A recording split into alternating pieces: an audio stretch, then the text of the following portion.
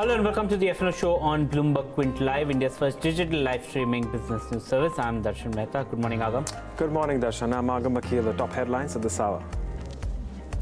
Indian markets continue to fall lower. Nifty trades below 10,900 and India Wicks advances. Engineers India sees fresh shorts despite the company winning its largest order ever. Bandhan Bank falls the most since listing after the bank faces restrictions from the RBI for missing the deadline to bring promoter shareholding below 40%.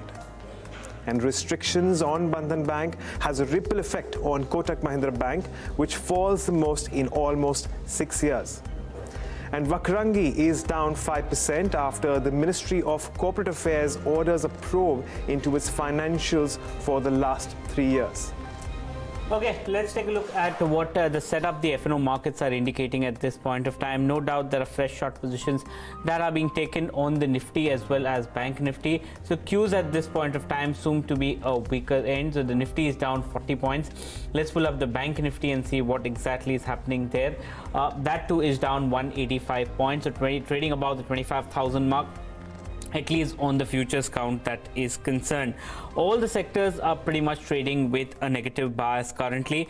The Nifty has a very strong support at 11,000, but that seems to have breached, but the Nifty hasn't fallen much about it. If the Nifty manages to stay below the 11,000 mark, there will be more shorting opportunities or more drop on the Nifty is something that we can see.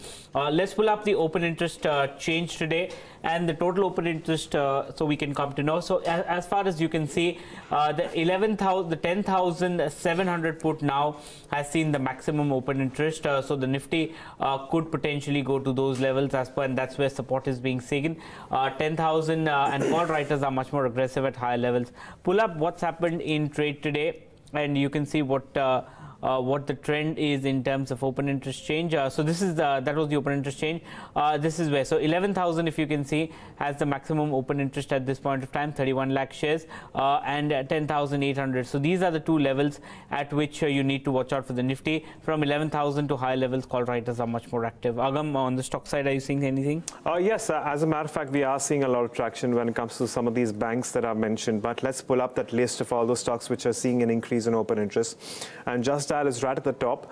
We have substantial shorts building in, considering the stocks tumbling 4.5%. Balakrishna Industries is also seeing fresh shorts, as is Kotak Mahindra Bank. Both Balakrishna Industries and Kotak Mahindra Bank seeing the increase in 15% in the October futures. Canfin Homes is perhaps the only one which is standing out here, and for the second straight day perhaps, which is advancing. Today up 4.3%, and we are seeing more longs building there. IndusInd Bank, of course, taking cues from Bandhan Bank as well as Kotak Mahindra Bank because of the ripple effect. We're seeing some amount of correction there as well. But let's take a look at those stocks which could see some unwinding, not too much to speak for except for Bata India and Wockhardt, which are looking at a decline of more than 1% in open interest.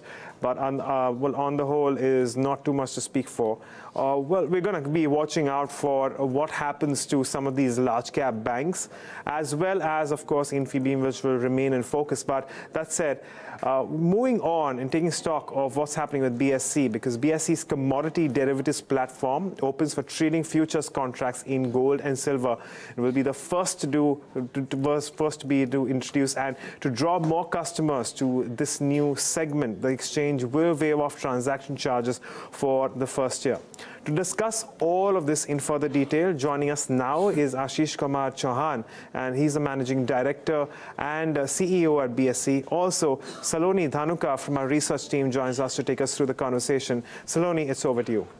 Thanks for that, Agam. Very good morning, sir. Thank you for joining us on Bloomberg Quint. So my first question to you is, with the launch of commodities derivative platform, how do you see this segment shaping up, say in terms of profits and revenue or opportunities, say next 2 to 3 years? See, the way we look at it is we are a patient organization. We don't look at it from the perspective of revenues or profits. We are primarily a compliance-oriented exchange, and it's basically also first line of regulators. So our perspective is always on giving the best service, the most fair, transparent, efficient, and highly technological-oriented services, at the lowest cost. And if people do come, then it will add to the revenues and all. But revenues and the profits are usually not something which we worry too much about nor discuss. Sure. Which products will be launched in commodity space with respect to both futures and options, and also if you could tell us some of the specifications over the same?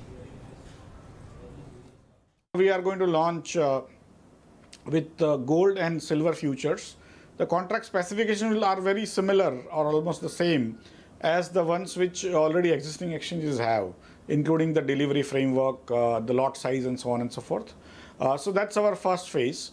We have already applied for the crude as well as for the copper contracts to the regulator. So as and when that is permitted, we will add that also. Later on, we will add other metals, and we also have plans to get involved in agri commodities at some stage in future. We have already tied up with many associations, including gold and silver related associations. We have also tied up with agricultural association, base metal associations, cotton associations, soybean association, and so on and so forth. So effectively, we have basically our next 1 year is going to be very eventful in terms of creating newer products which are more connected to deliveries, more connected to the spot markets.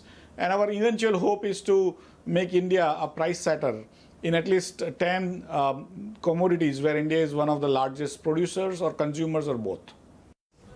And so how do you plan to protect your market share, trading volumes, and withstanding pricing war as NSE too will launch commodity trading? We are more of a regulator and a compliance-oriented organization. So usually we don't worry too much about the price wars and all. Of course, to attract additional people to trade on BSE for next 1 year, we have decided to not charge transaction charges. But transaction charges, as you know, are not the largest component of people's cost. And that's where to just reduce the burden a little bit, we have done this. And hopefully, because of our high-tech activities, more automation, better reach, because BSE is currently the largest reaching organization in India with presence in almost 3,000 cities and 200,000 terminals, and with more than 4.05 crore unique client code. We are the largest exchange in terms of the unique client code, and I believe that will add a lot of new people to the market going forward. Of course, we also need to reach out to the farmers and their associations and other things. So we have also tied up with the associations, and hopefully we'll be able to reach out even to larger number of people going forward. Sure. If you could tell us about the launch of trading segment in Gift City and what is the next growth driver there? In the Gift City, we have basically set up a new exchange called India International Exchange on January 9, 2017, which is around 1 year and 6 months old.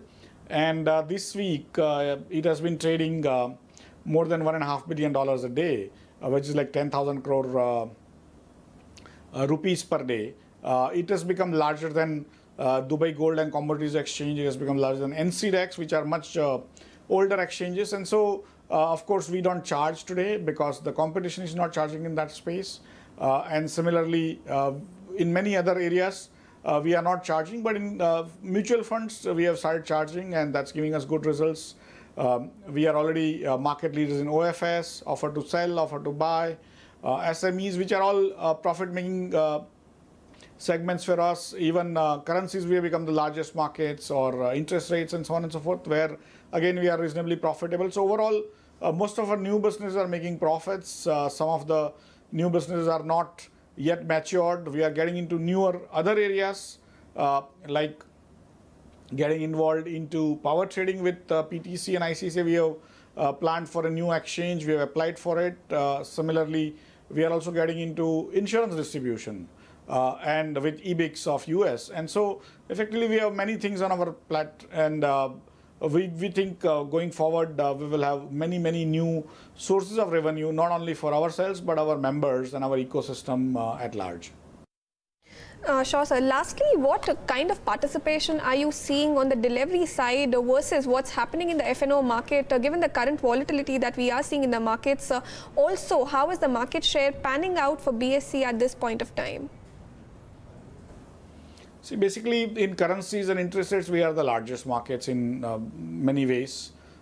In terms of the IPOs, we are the largest market. In terms of SMEs, we are largest markets. Offer to buy, offer to sell, we are the largest market. Two markets we are not doing so well is equity and equity derivatives.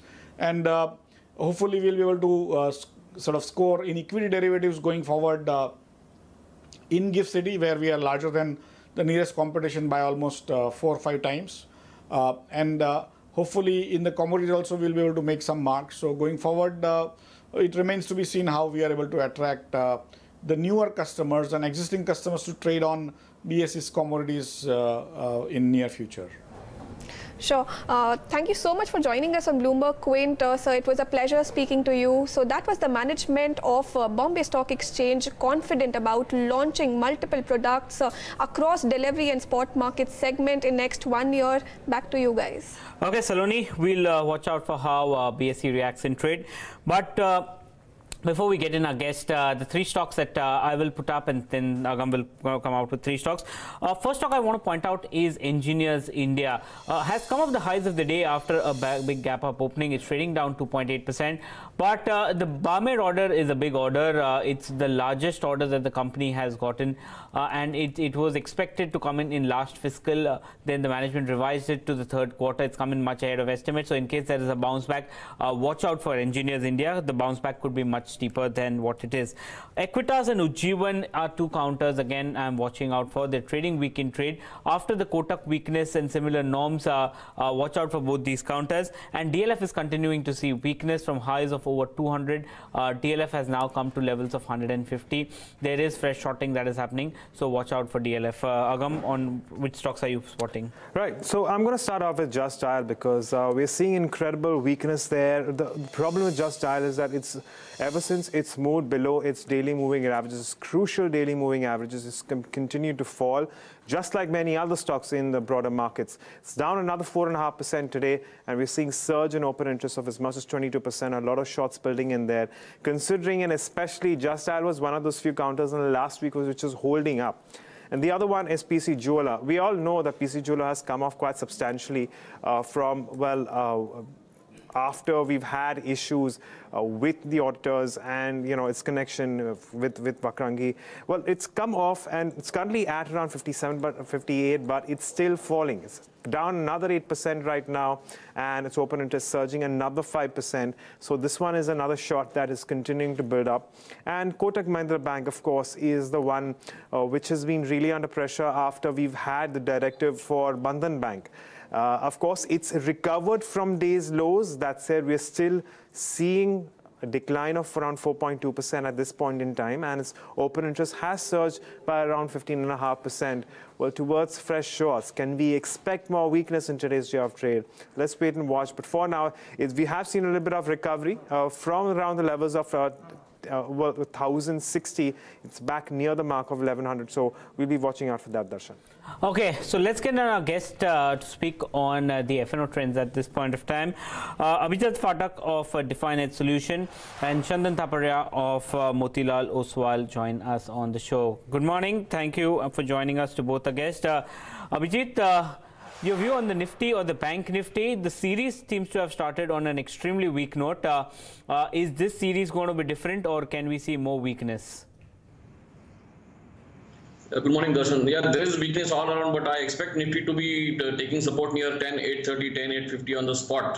So as long as that is intact, one can buy with the stop loss below 10,800. And if not futures, maybe some 11,100 or 11,200 call with the stop loss of 10,800 spot. Okay, Chandan, good morning to you as well. How about you? What's your view on the indices right now, and how are you approaching them with respect to options or futures for that matter? Yes, good morning. Looking at the market setup, Nifty is continuously making lower highs, lower lows on weekly scale from last 4 weeks. We have seen call writing at higher level. Volatile index is at 7 months high. We have seen rollover of 63-64%. Shorts are carrying. And the important part is that 10,850 is the 50% retracement of the entire up move, which is started from 9952 to recent lifetime high of 11,760. In earlier instances in last 3 to 4 years, every time market respect to 50% retracement zone, and that comes near to 10,850. But the problem is market has been respecting that level from last 2 trading sessions, but bounce is being sold, and that is the concern. So if 10,850 is broken, then we may see the further round of selling, which may take it to 10,650. That is the 61.8% retracement of the entire up move. So for me, if market has to find some buying interest, then it has to respect 10,850.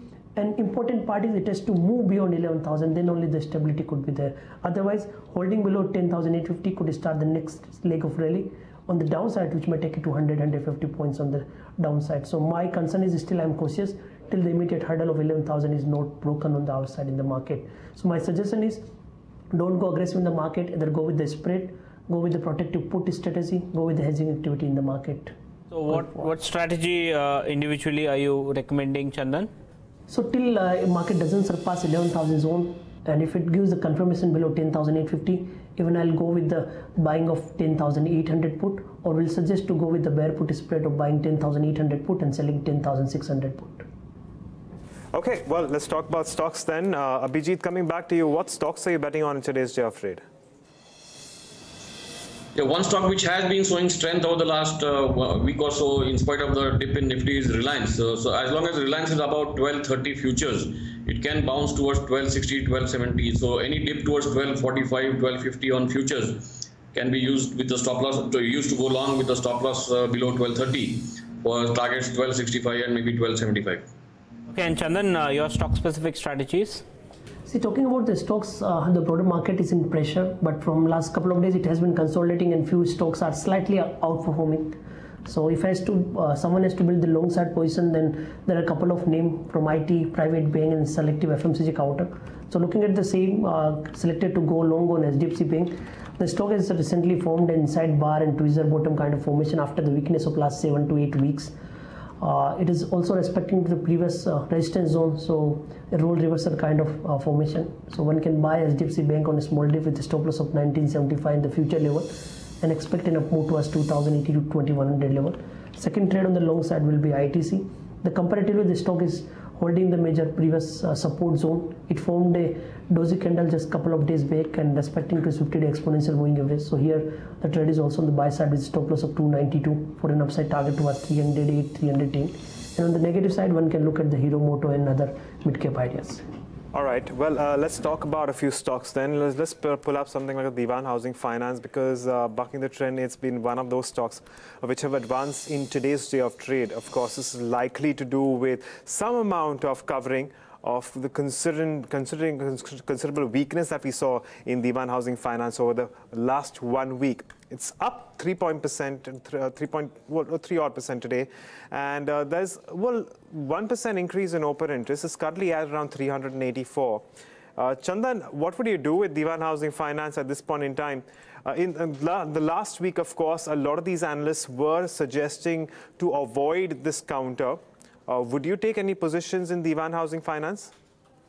See, looking at the price pattern, it witnessed sharp selling in the last series. It corrected by more than 56% and open interest reduced as liquidation of long position as well built up of short position was seen in the counter. However, from last 4 to 5 trading session, it has been consolidating, taking support near to 250 in the future level, but at the same time finding hurdle near to 300 zone. So here, if it manages to cross and hold about 300, then only I'll play for some bounce back, more short covering, move towards 320, 330 kind of zone. So here one can look at the conditional trade by buy only if it sustains about 300. So one can look at the future or can look at the options to play the movement of 20-25 points in the counter, because it has gone into the deep oversold territory, and if any immediate resistance is surpassed, then some short covering could be triggered in the counter. Okay, let's get in some viewer queries. We don't have that much time. So Chirag on WhatsApp is asking, can I short the Nifty December futures? I think he's thinking too long term at this point of time. Abhijit, any view? No, as I said, unless 10,850 on the spot is intact, it's a bit risky to go short at these levels. So better to wait for that to break and maybe short below 10,800, but definitely not at this level. Okay, well, we have two queries on Maruti Suzuki, which has corrected quite considerably over the last 2 odd weeks. Let's bring up Maruti Suzuki right now. It's currently trading at around 7,391. That's where its October futures are. There is very little change in its open interest. First query is from Yogesh Tiwari. His question is, what should we do with Maruti Suzuki? And the second question on YouTube is from Jasdeep Singh. And he's bought Maruti Suzuki at 9,300. His question is, what should I do currently? Maruti Suzuki, as you all know, is currently at around 7,400 odd levels. Chandan, what would your advice be when it comes to Maruti Suzuki now? See, looking at the price period, the stock is continuously falling down from last 4 to 5 weeks, making lower top, lower bottom formation. However, today it closed on a flattish note, but follow-up is required because it fell down sharply by around 10 to 12% in last couple of days. So trend is weak, but yes, it is going to the deep oversold. So requires a pause in the selling and then move beyond 7,500 zone. So now if it sustains above 75, then I'll get the sign of reversal for a move towards 8,000. But as of now, data is not showing or trend is not giving any much conviction. But yes, if follow-up continues, then I'll see the sign of the short-term bottom process in the counter. Bikash Paikare has a view. He wants to know whether it's a good idea to enter Kotak Mahindra Bank at this point of time and take the 11,000 call for the October series at this point of time. Chandan, view on Kotak and the Nifty 11,000 call. See, we have seen selling pressure in most of the private bank. Looking at the Kotak, the stock fell down sharply 2 days. However, it recovered from the lows. But what I suggest, better to be with the strong counter if one has to go into the private bank. So looking at that, I have comparatively more positive view on the HDFC Bank. If someone is to play the bounce back more, someone is to play the strength of the counter, because in last week Bank Nifty fell down, but this stock managed to hold. But still, if someone is to look at the Kotak Bank, one can go with bull call spread, because even if it bounces, then upside would be kept. So one can look at the bounce back bull call spread of buying 1100 and selling 1150 strike. Okay, well, there you have it. That's your view on Kotak Mahindra Bank. On YouTube, we have Naveen Krish. His question is it a good idea to buy Britannia with a 1-year period? That's the horizon that we're looking at. Of course, considering this is a futures and options show, well, the horizons that we consider here are short-term. That said, I'm still going to pose this question with our experts. Britannia October futures at around 5,830. It has once again corrected quite substantially from levels of, well, near 7,000. And there you have it. There's not too much change in open interest, or for that matter, the underlying in today's day of trade. Abhijit, your view on Britannia, what would you advise the viewer to do? Britannia also has corrected quite a lot, and below 6,000 it has become weak. But then if it crosses 5,900 in the next maybe today or tomorrow, then one can go long. And since it's a volatile stock, the stop loss should be maybe at least 150 rupees, like 57.50. So above 5,900, one can go long in futures. One can go long in Britannia. Okay, there's a person called Siddhant Samaya. He's bought JSPL at 240 rupees and Titan at 960. Both these counters are significantly lower than where Siddhant bought it. What should he do, Abhijit?